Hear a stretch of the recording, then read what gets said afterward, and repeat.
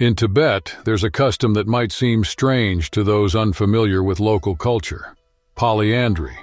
In this type of marriage, a single woman can have several husbands at once. In some families, there are even cases where sons-in-law, after living together for some time, eventually take on the role of husband too. To understand how this tradition continues, you need to dive into the history and traditions of this Central Asian region, shaped by centuries of religious and social influences. Despite changes over time, this type of union can still be found in certain communities, where values are passed down through generations. Some people tell stories about private encounters between brides and their fathers-in-law, which raises many questions. How are these bonds formed? What does each husband do to win the wife's affection and stand out among the rest?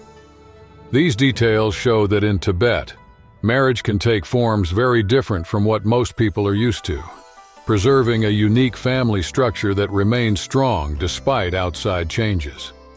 Have you ever noticed how, in various parts of Asia, certain behaviors seem to last through centuries?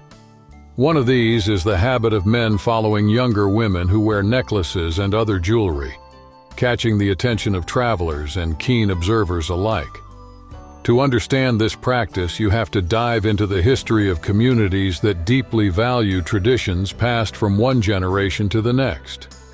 These customs show up during parties, family gatherings, and religious rituals, strengthening community ties and shaping behaviors that stand the test of time. In the Asian context, Tibet stands out among ancient cultures. Located right in the heart of Central Asia, it borders India, Myanmar, and Bhutan, and has a route passing through the Indian state of Sikkim. This strategic spot highlights the geopolitical importance of the region, but it also shows off its cultural richness, clearly visible in the preservation of traditional beliefs, rituals, and wisdom. When talking about Tibet, many people immediately think of local medicine, known for using natural ingredients to treat health issues. Researchers and visitors gather here searching for age-old healing methods that continue to fascinate people today, not only because they work, but also because of their deep connection to the spiritual roots of the Tibetan people. Tibet is home to stories and traditions that have fascinated visitors for centuries. Since the 6th century AD, locals have gathered knowledge that became Tibetan medicine, born from practices handed down through generations. This medical heritage shows the strong influence of Buddhism, the main religion in the region. Monks spend much of their lives in monasteries, dedicated to rituals and studies that shape the area's identity. Another unique aspect is how they serve tea. Instead of sugar, they use salt, surprising many people who taste it for the first time. Yaks, on the other hand, show up everywhere, from cities to the countryside, symbolizing strength and endurance.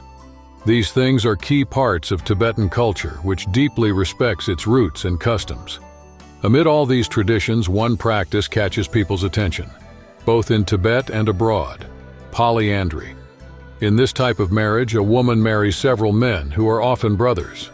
This arrangement, which some see as unusual, is closely linked to historical and economic factors that have persisted through centuries.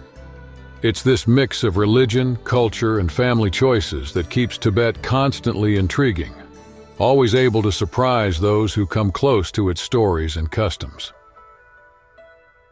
Many people are surprised to learn that in some parts of Tibet, brothers can marry the same woman. Although this might seem strange or unusual, it plays a critical role in areas where incomes are limited. Keeping all the heirs under one roof helps families concentrate land and property, as well as reduce housing, food, and other basic expenses. This way, families stick together to cut costs and preserve resources, since they don't need to split property among multiple couples. The issue of dowries also strongly influences these collective marriages. In places where money is tight, covering this cost can be tough. Having several brothers marry one bride allows them to split the dowry expense, easing financial pressures. Each family member then contributes what they can, working the fields, taking care of livestock, or performing other essential family tasks. But this arrangement isn't just about saving money. There's also an ancient tradition at play, where survival depends on constant cooperation. Tibetan culture highly values family unity, and brothers sharing a single wife acts as a strategic way to overcome local challenges. Over time, this marriage structure has provided stability and security for many communities. During the wedding celebration, the oldest brother takes the lead. Even though all brothers are husbands, he's the one who sets the daily routines and makes the key decisions to keep the family stable. If for some reason he can't have children, another brother steps in to have kids, reinforcing the collective nature of this marriage arrangement. One detail that often surprises people learning about this tradition is that the father-in-law may also have intimate moments with the young wife. In Tibet, many women agree to marry several husbands, something that might seem unusual in other cultures, but is deeply rooted in local customs. This raises an obvious question. How does one man stand out when several are competing for the same affection? The answer comes down to a simple rule. All brothers share equal status, even though the oldest brother has some special privileges. Each one tries to impress the wife through attention, care, and involvement in family life. This creates a dynamic where each brother works hard to find his place, maintaining the harmony and commitment that defines this unique style of marriage. In this tradition, each husband takes on responsibilities to support the family, both by working and helping around the house. After marriage, everyone's effort is directed toward the group, which often impresses outsiders. Instead of brothers competing against each other, you see them coming together to achieve shared goals, like providing safety and comfort for everyone. This cooperative approach helps keep things peaceful, even when there are different opinions or minor conflicts. Over time, the wife might grow closer to the husband who shows the most dedication, or can provide the most resources. However, this preference isn't openly stated, which makes the group's dynamics even more intriguing. Each brother seeks recognition through effort and commitment to the family, creating a kind of silent competition that encourages hard work and mutual support. On the wedding night, there's a ritual reflecting this unique system. The wife spends private time with each husband, starting with the oldest brother and ending with the youngest. In theory, everyone gets equal attention, but small differences might become noticeable over time. These subtle distinctions often spark curiosity among those trying to understand how emotions and preferences show up in such an unusual context. In some regions, there are families where the wife can have more than one husband, but this arrangement isn't always smooth. When one husband doesn't contribute financially or doesn't put effort into meeting the family's needs, he's usually valued less. This difference shows in how the wife treats her partners. The ones who work harder for the group's well-being get more attention and appreciation. On the other hand, the husband who doesn't actively participate often ends up being ignored, even if he tries to stand out in other ways.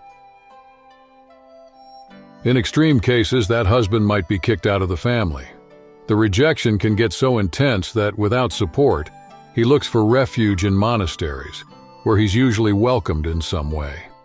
This practice still happens in some places today, and sparks debates about whether it's fair to abandon someone just because they don't meet certain expectations.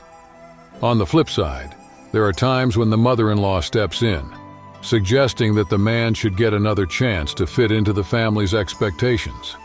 When he shows a real desire to change, whether by finding ways to help financially or taking on new responsibilities, the situation usually improves. This second chance often works out well because genuine dedication creates room for reconciliation and getting family life back on track. Through clear actions, harmony can be restored, preventing breakups that would affect everyone involved. In some parts of Tibet, certain men try to escape marital tensions by getting involved in affairs. While this might seem like a quick fix, it becomes risky when there's a pregnancy outside the marriage. According to local law, a man automatically loses his inheritance rights if he fathers a child under these circumstances. This makes it clear just how responsible each person needs to be at home. Besides the financial penalties, the law emphasizes the importance of honoring agreements and respecting family commitments. When someone tries to avoid conflicts instead of dealing with them, they often face even tougher legal and emotional consequences later. It's a reminder about how heavy impulsive decisions can be. Neglecting responsibilities and looking for shortcuts can lead to problems that go beyond the home, affecting the entire family structure. In the mountains of Tibet, many women wear necklaces full of beads and coins. These pieces aren't just decorations, they're gifts from admirers. Having many of these necklaces boosts a woman's status in the community, strengthening social ties and attracting new suitors. One of the most valuable necklaces is made of coral. Because coral isn't native to the region, it becomes even more special when someone receives it. This uniqueness adds extra prestige and highlights the importance of the woman wearing it, showing that she holds a respected position in the community. These customs show the cultural richness of Tibet, where traditions are passed down through generations. Marital practices, which outsiders might find unusual, have deep roots in the Tibetan way of life, reflecting values and beliefs that have stood the test of time. With all these fascinating stories and traditions, it's clear how Tibetan culture still preserves unique customs even after centuries. If you enjoyed exploring this world full of interesting facts, don't forget to like and subscribe to learn more about this captivating culture.